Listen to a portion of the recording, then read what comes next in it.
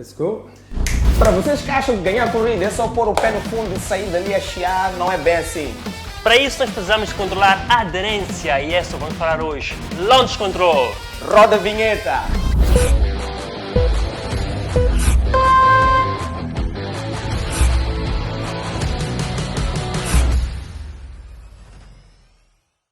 Vamos lá. Como é que é, pessoal?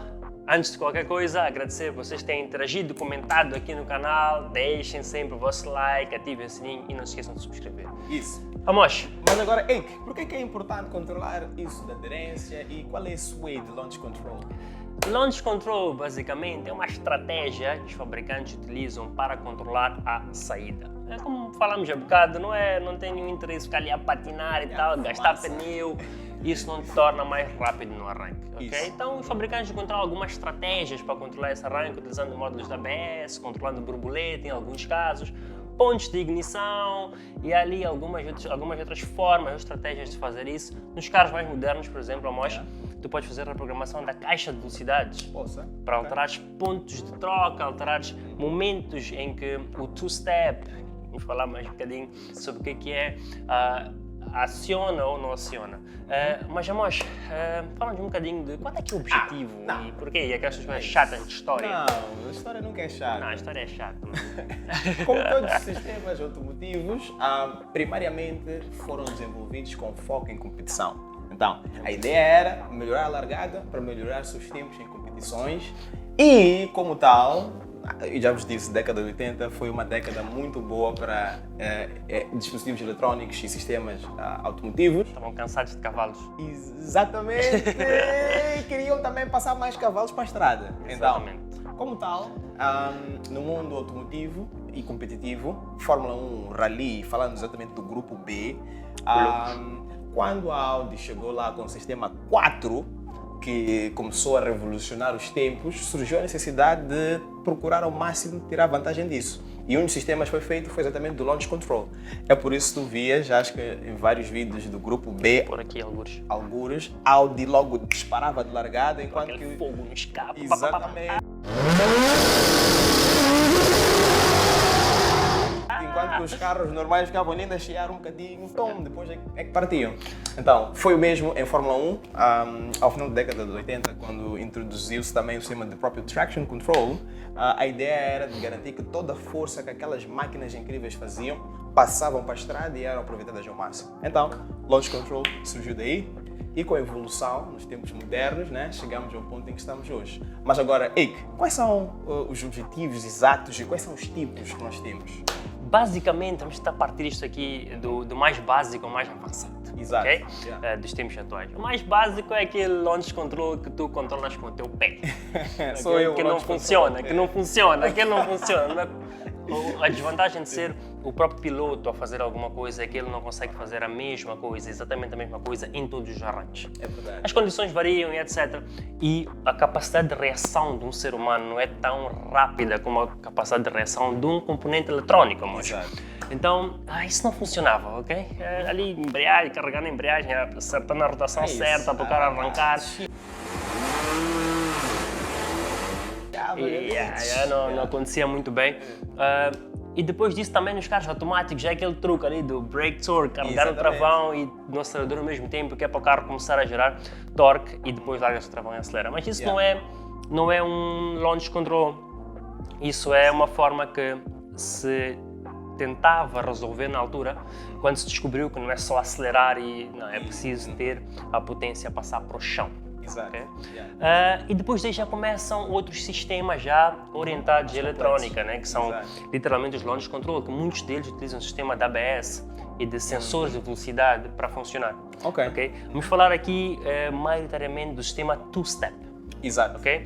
Two-step, a tradução de two-step acho que não existe. Two-step não é passo de dança?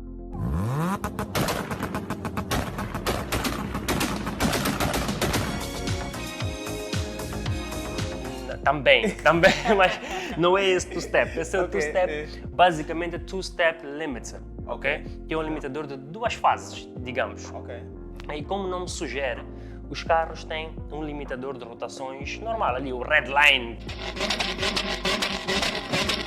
Vocês conhecem, está no vermelho, que é onde o carro para, exatamente.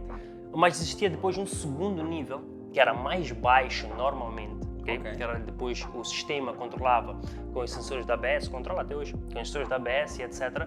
Que é para saber, ok, o carro está parado, estamos com o pé na embreagem, significa que queremos arrancar, não é? Então ele para numa segunda rotação mais baixa. Digamos, o redline do carro é 7.000 rotações. O two-step está configurado para 3.500. Então o carro chega ali, estás com o pé no fundo, o carro fica ali parado nas 3.500 rotações, pronto para lançar. Largas a embreagem, o carro vai e passa e volta ao funcionamento normal. Mas o two-step pode ser feito de algumas formas diferentes.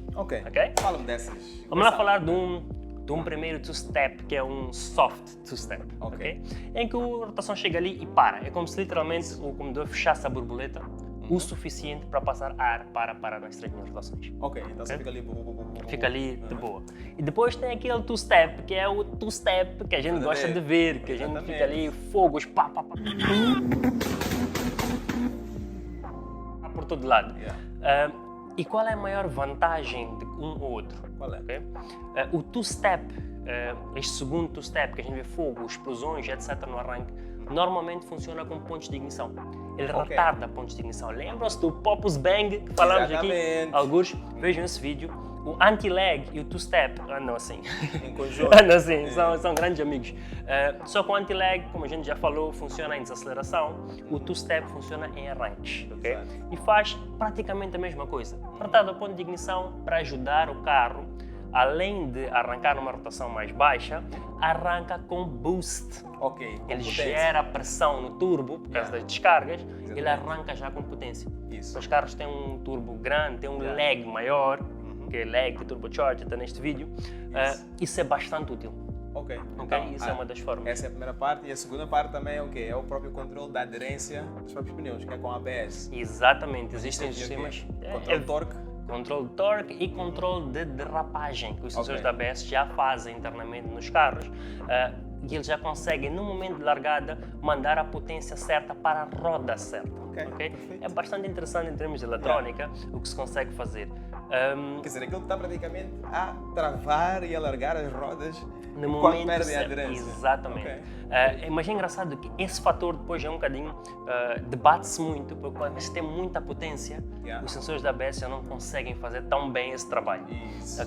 Mas é interessante na mesma, porque os tempos de largada mudam muito. I am José Mourinho. Muito, com o uso de launch control. Podemos fazer um teste na pista, um destes dias. Vamos ver com brake torque, tentando ali dar um jeito, mudar se calhar pontos de... launch control pessoal. Exatamente. Mudar ali os pontos, se calhar, de rotação, amós. No software, alteramos as rotações e vemos quais são os impactos em pista dos arranques. Acho que fica uma promessa aí para fazermos esse vídeo. Agora, uma pergunta. Existe algum tipo de launch control que é melhor que todos os outros?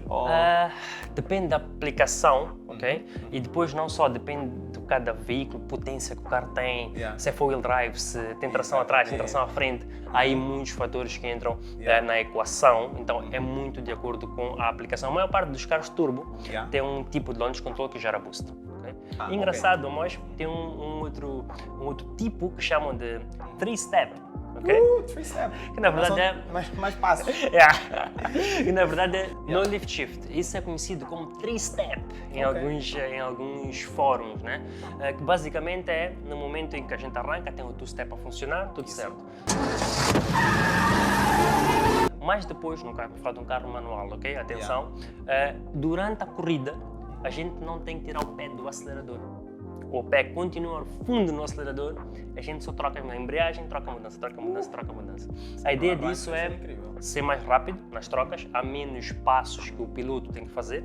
E não só, o computador se encarrega de, primeiro, manter a pressão de turbo, que ele gera os pontos de ignição, tudo naquele momento, e também tem como objetivo tornar tudo aquilo mais suave, né? Aquela transferência de potência. Portanto, é uma outra forma de se ganhar tempo em corridas, não é só potência. Não é só aumentar a potência no motor. É quão suave também é usar essa potência. Quão rápido se consegue trocar de mudanças. Então, qualquer décima numa corrida conta bastante. Então, se a gente consegue ganhar uma décima aqui, uma décima ali, é sempre uma vantagem muito grande. Mas temos mais um tipo que está a ser muito utilizado agora, trans brake, né? Principalmente nos carros automáticos, que é o trans brake. Ok. Trans brake é bastante interessante em termos de conceito, Yeah. porque é um launch control que fica na caixa de velocidades. Isso. Ok? Não fica em rotação, não há uma necessidade ali do motor e tal, por uma rotação, não. Mas O não que ele pode. faz a nível mecânico, Mosh, é engrenar duas mudanças ao mesmo tempo. É possível isso? É possível isso, ele engrana-te uma primeira e uma retaguarda. É tipo, estás a usar as duas mudanças? Yeah, então uma faz força contrária na outra, o carro fica parado. Ok. Esse é o conceito por trás do trans brake, é transmission brake.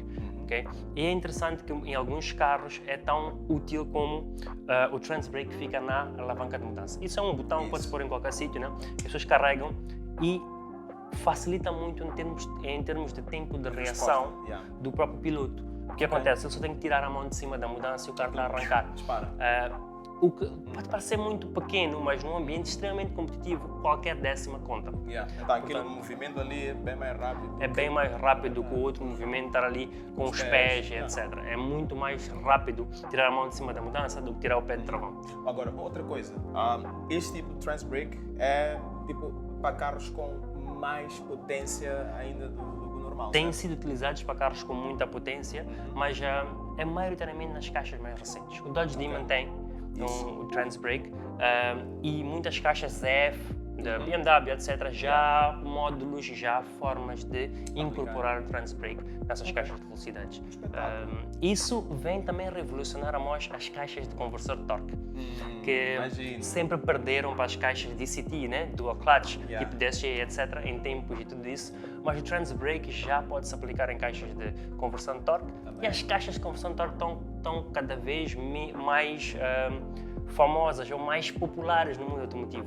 A caixa ZF da BMW tem das sido muito melhores utilizada, do que Obrigado. vem no novo Supra. São caixas que já Supra pode-se fazer BMW, isso. na verdade, né? Supra Z4.